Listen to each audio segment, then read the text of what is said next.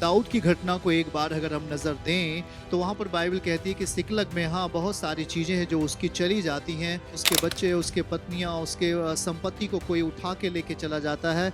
और जब दाऊद थोड़ी देर बाद वहाँ जब आता है तो देखता है कि वहाँ सब कुछ वीरान पड़ा हुआ है और तंबुओं में आग लगा दी गई है और सारे उनके परिवार के एक झुंड को लोगों ने, वो फ़लस्तीनियों ने उठा के लेके चले गए। लेकिन वहाँ पर हम क्या देखते हैं कि कुछ ही समय के बाद, थोड़ी देर के बाद वो परमेश्वर के चिन्ह को चाहता है और परमेश्वर से पूछता है कि हे परमेश्वर, क्या मैं जाऊं और क्या मैं उन सबको पकड़ लूंगा और सारी संपत्ति को मैं वापस लेके आऊंगा। वो दुखी था लेकिन परमेश्वर के पास जाना चाहा। बाइबल कहती है कि वो बिल्कुल परमेश्वर के निकट गया और कहा, प्रभु, लोग मुझ पर पत्थरवाह करना चाहते हैं इसलिए कि मेरी कौम को, मेरी झुंड को लोगों ने अपहरण कर लिया है। मेरे धन को, मेरे बच्चों को लोगों ने लेकर चले गए।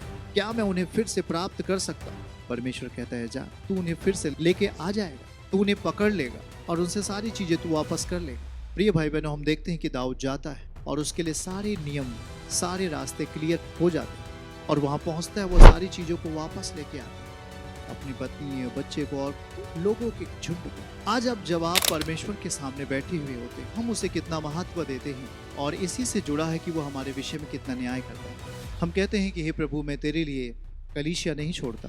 हे प्रभु, मैं कह रहा हूँ, मैं तेरे वचन को नहीं त्यागता और जहाँ पे आवश्यकता पड़ती है मैं तेरे वचन पर ही बना रहता हूँ और मैं तेरे वचन पर ही अडिग रहता हूँ। मैं अपने आप को बिल्कुल भी अकेला नहीं महसूस करता, क्योंकि मुझे विश्वास है कि तू मेरा परमेश्वर है और तू मेरे लिए अद्भुत करेगा।